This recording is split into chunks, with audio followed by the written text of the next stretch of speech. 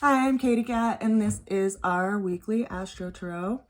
You'll see in the background my little furry friend, Yoda, who is ready to go play, which we are going to do right after I finish this video, so he'll probably be tempting me and luring me away from the cards. Now, for this week's tarot, it's actually speaking to what's going on for the next couple of weeks and something that is in process.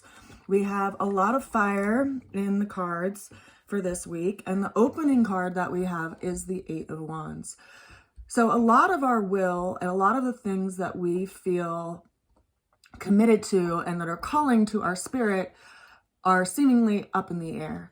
Now we see these 8 wands that are in a traveling mode. Now this could be some kind of message coming in or some kind of new beginning coming in, because when we consider the element of fire, it's something that's a spark, something that's in motion quite typically. And so having all of these things up in the air, it's as if we're trying to figure out which one of these wands we need to grasp a hold of, because trying to grab at all 8 of them can be quite overwhelming. And we see that in the challenge that is showing up for this week. We have the 10 of Wands, another fire card. And in this card, we see an individual who's carrying 10 wands, and they're grasping at all of them close to their chest as they are navigating through the world. If you look at this card closely, you'll see that there isn't any way for this person to see where they're going. So it's like we're being overburdened by something. We're carrying just far too much as we are going into this new year. Now, where we are in the timing of things, we are in the last couple of days of a waning moon, which means we're moving toward a new moon or a dark moon, when the sun and the moon are in the same proximity in the sky. They're both going to be in Capricorn. So we are in this kind of good time to look at what we need to let go, which of these wands we need to actually set down so that we can see the path that we are trying to move through as we embark into this new year of 2024.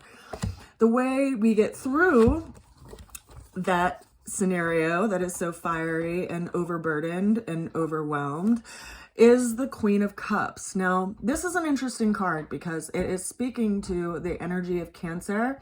And as we go into this new moon, we're actually going to be going into this space where we're being called to nurture some aspect of ourself. Now, considering the cardinal cross is Aries, Libra, Cancer, and Capricorn, having all of this energy in Capricorn is setting off all of these other energetics in these other signs. So looking at this, we need to look at the balance in our lives, especially because we have the North and South node placed, North node in Aries, South node in Libra, and the new moon is in Capricorn. It puts that balancing square aspect in the sign of Cancer, which is the sign of nurturing ourselves, mothering ourselves, taking care of ourselves. So what is it that is so essential in these 10 of Wands that we feel like we really need to nurture and we feel called to devote ourselves to? Perhaps that will give us some parameters of which of these wands it's time to let go of and to set down. Now, the ultimate outcome, there's actually 1, 2, 3, 4, 5, 6, 7 cards, the first of which is actually the moon. So this is quite telling to this energetic that we're stepping into. So even though we are at the 8th of January today, which is actually my mom's birthday, she would have been 72 today, and she passed away just over 14 years ago. So I'm transversing through a lot of emotional times. It's part of the reason why I haven't given a video in the last couple of weeks, is because grieving the loss of my brother, moving, also grieving the loss of my mom because she passed away in the beginning of December in 2008. It triggers a lot of emotional memories for me, and it's just enough for me to get through my day by making sure that I nurture myself and that I make sure I feed myself, and that I make sure that I get outside and do things with my body and get myself out of my head.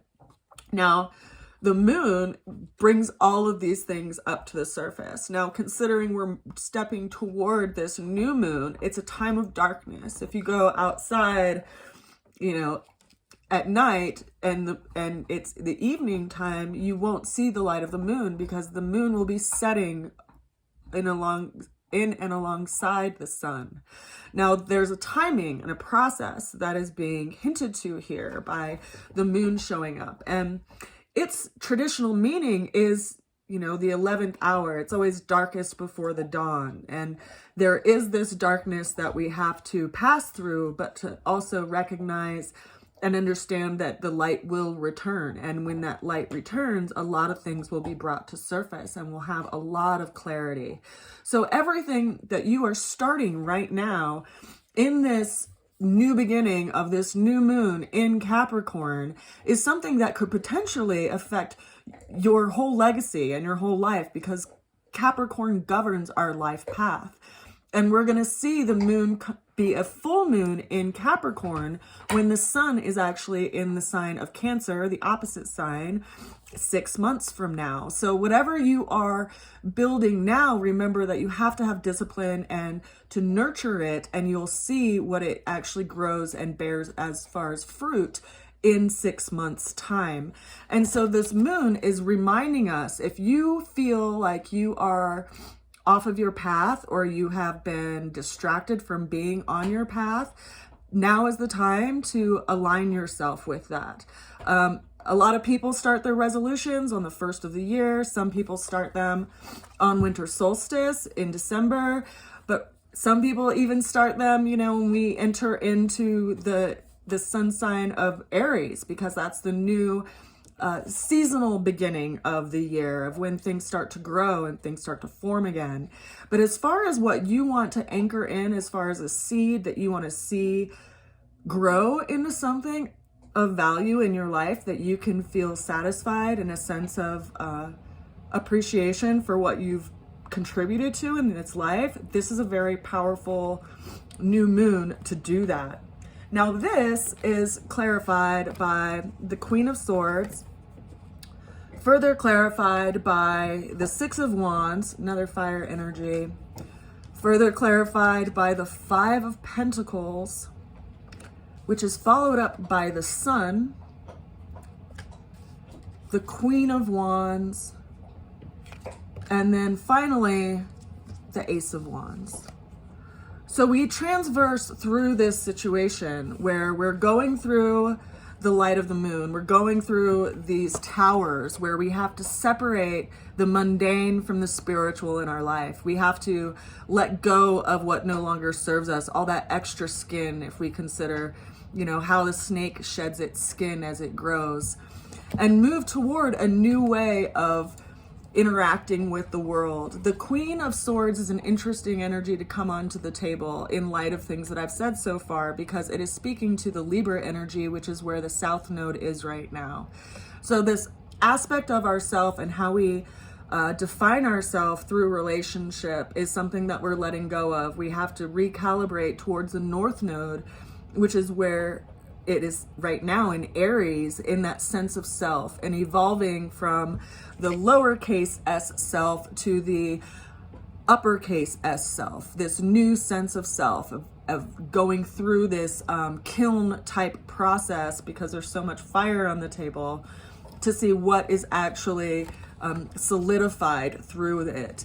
Because something is calling us to move forward based on our past successes. This Six of Wands, we see this person who's supported by the community to move towards something that they feel called to based on things that they've already had triumph and success with. And we see that because he's carrying this laurel leaf of victory. That, though, is further clarified by this Five of Pentacles. The Five of Pentacles has this energetic of loss, but also an energetic of loss that brings you to a spiritual awakening. And that is even expounded upon by the Sun being the most beneficial card in the deck. The Queen of Wands, which is hinting to that Aries aspect that I was mentioning before, where the North Node is, And then finally, the Ace of Wands. So through all of this process, it seems where we started with the 8 of Wands, our challenge being the 10 of Wands, finally percolating and you know, breaking down to this single Ace of Wands. It's asking us, what is that one project or the one idea or the one conceived new beginning that you feel so called in your spirit to step toward, that it is a sensation that you feel in your heart, a sensation that you feel in your solar plexus, because these sensations of the body can be very telling in regard to when it is time to move towards something and when it is time to let go. And there's something in the reading this week which is asking us to recalibrate ourselves to that which we really want to devote to with our whole being, so that we can actually bring it to form.